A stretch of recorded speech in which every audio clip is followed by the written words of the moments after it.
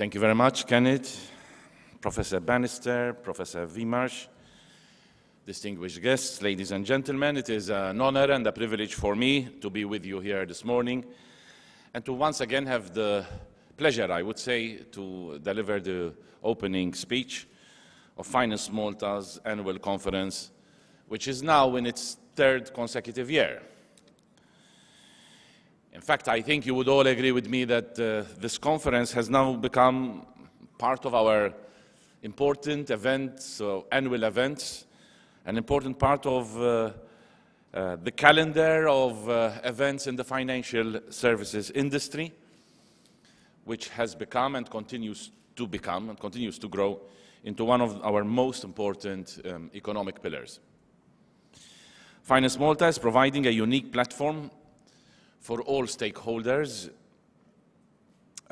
in the industry, a platform and an opportunity and an infrastructure to be able to participate in a debate which will allow us all, and I emphasize the word all, to plan the road ahead.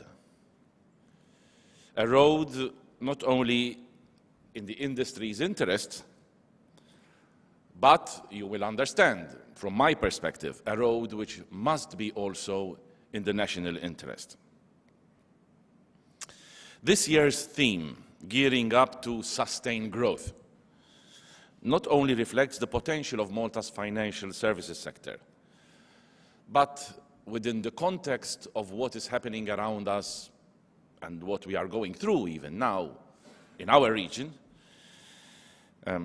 I think the theme presents us with a challenge to examine what is happening also from the resilience dimension of this sector, how resilient it is to events that are taking place around us, regionally and globally. It is a resilience reflected in growth, even in the face of a global meltdown that brought down not only financial institutions, but also whole financial markets. Malta withstood, with yourselves and with our operators, this external shock, which was tremendous. Not only did Malta's financial sector escape unscathed, I would say, from the global crisis, but what was more fascinating for us all, encouraging, was the fact that the sector actually registered consecutive double-digit growths here in Malta. That's, you will understand, for me as Prime Minister, for my ministers from my government, to be able to come here and say that during a world financial crisis where everything was contracting, we were expanding. That is very, very good news for all of us. During 2010, the financial services sector grew by over 30%. Of course, a growth of that nature confirms the strong fundamentals and the potential of the sector as one of Malta's main economic drivers. 30% growth in 2010, and you operators know that growth does not come over the weekend or over a short number of weeks. It is actually the result of decisions taken months before, which takes us back to 2009, in the midst of all that was happening around us. The decisions taken at the time actually delivered the 30% growth we registered during 2010. It is certainly not the result of chance. It is not anything about coincidence. It just happened, you know. That's the stuff of fairy tales. These things happen because decisions are taken that make them happen. I insist that the result, and this positive result, was achieved as a testament to a number of factors. First, and most importantly, Malta's robust regulatory regime. So important to make us successful. We're not here to make a quick buck. We're here to keep a strong reputation. We want to do business, but we want to do business properly, in the right way. So the result and what happened and the 30% growth is not because we made things easier for people and life easier for people and, you know, it's easy to come to Malta. On the contrary, it's the other way around. We insisted on a strong regime, a strong regulatory regime, And the end result of that was a growth which is recognized as amongst the best you could possibly have. But apart from a strong regulatory regime, you need as well a commitment to adhere, to go by sound principles and values, which are then spread around the sector and practiced and put in place, not by the regulatory regime itself on its own, but by our practitioners. To rank 10th out of 139 countries and in the banking sector, and 11th out of 139 countries in the financial sectors, after all that has happened around us in the past 3 years, is something that makes me very, very proud. And I insist once again, and this is why I said this is nothing to do with luck or coincidence or how lucky we are or whatever. It's just that when decisions need to be taken, they need to be taken. And therefore, the reforms that my government has implemented since joining the European Union, precisely because we set a target of joining the euro by 1st of January of 2008, and we needed to carry out reforms in due course to achieve that target, which we did, and which allowed us to qualify to enter the euro.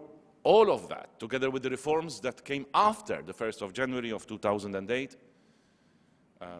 all of those reforms have indeed now given us the results which we've seen, tested on the ground in the past 2 years, 3 years. And indeed, all of these reforms have gained recognition and acclaim from European leaders and international institutions alike. Our vision for the country continued to enhance Malta's investment attractiveness, and its position as a regional hub is also an attraction not just in the financial services sector, but I would say in a number of sectors. We have managed to use our European label effectively and in a manner that exploits to our benefit what is known within European Union jargon as passporting rights. Rights which European Union membership skeptics would have denied this sector had we listened to them 7 years, 8 years ago. It is in fact these rights that have allowed Malta to truly become a regional financial center. We are attracting international business to our shores across a wide range of services, mentioned all of them by Kenneth in his presentation, including hedge funds, trusts, and insurances. In 2010, Malta's strong yet flexible regulator, the Malta Financial Services Authority, also opened up parts of the valuable United Kingdom's pensions market to Malta, granting licenses that were approved by the UK's tax authorities. Our strong regulatory regime and proactive regulator is supported by one of the most competitive packages in the world.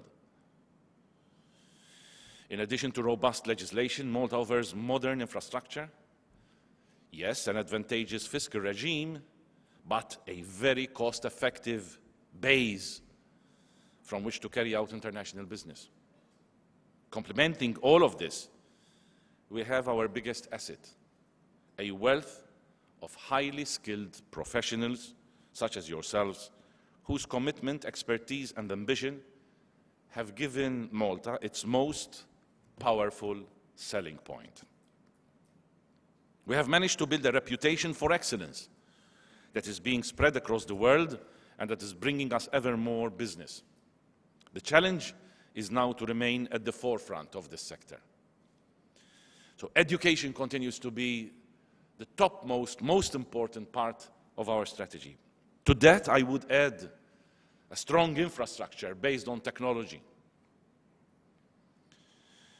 In order to compete internationally, our services and facilities have to be cutting edge, and they have to be amongst the best in the world. Our internationalization strategy includes enhancing our international credentials. Apart from exploiting further the European single market and the passporting rights it confers, I can confirm to you that we will continue to actively enhance the vast network of double taxation agreements. Apart from upgrading the existing 50 agreements, the government is constantly exploring the possibility of setting up new agreements with new countries. And I have taken initiatives also to start looking more closely at what's happening in the South American continent in particular as an area which we should continue to explore there, especially with respect to the increasing and strengthening the double taxation agreements package we have to offer to all those who set up business and operate from Malta.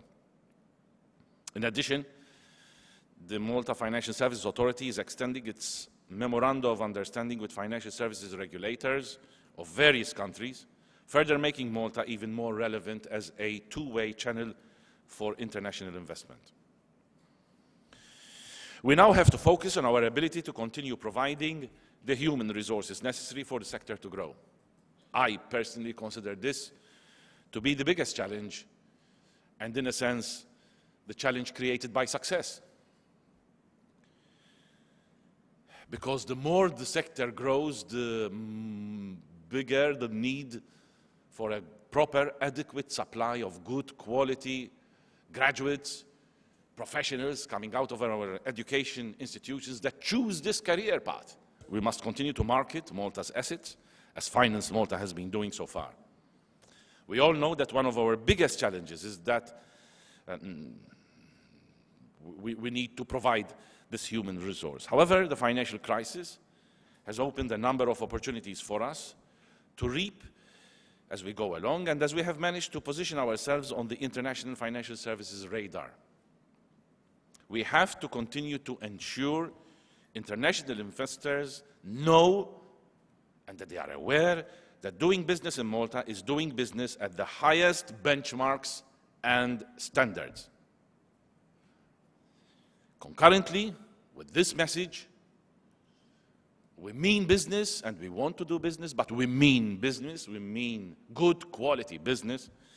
Concurrently with this message, Finance Malta's efforts, and with all that everybody is doing, yourselves as well, we are also working hard to promote Malta internationally at every political level. Together, I can tell you we are sustaining Malta's growth in this sector.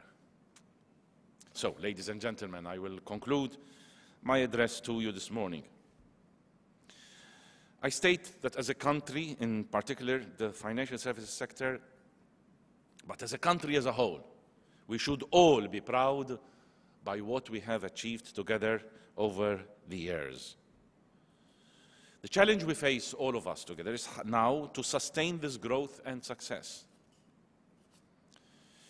Our recent performance should certainly encourage us all and keep us going in this direction. Taking in mind and keeping in mind that one of our biggest assets is actually our flexibility, our nimbleness, our ability to answer quickly to changing circumstances.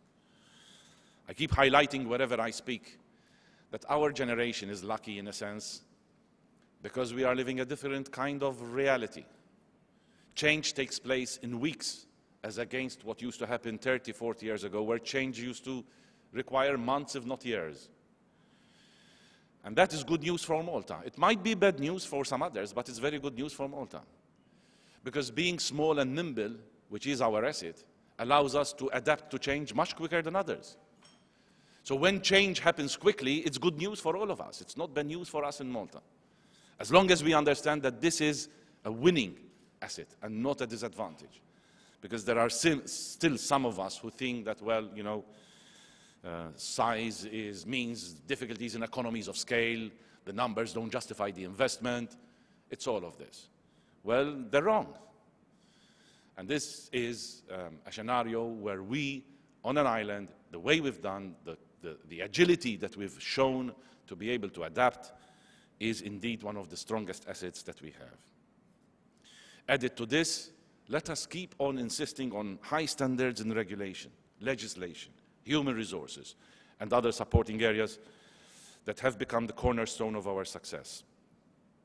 All of these put together will continue to strengthen Malta's role as a global player in financial services, which is what we want to become. The industry knows that Malta has a government that places financial services at the heart of its economic strategy. Ours is a long-term and consistent strategy which aims to be a success story for everyone, the practitioners, the investors, and the country. I thank you all, and I wish you a successful conference.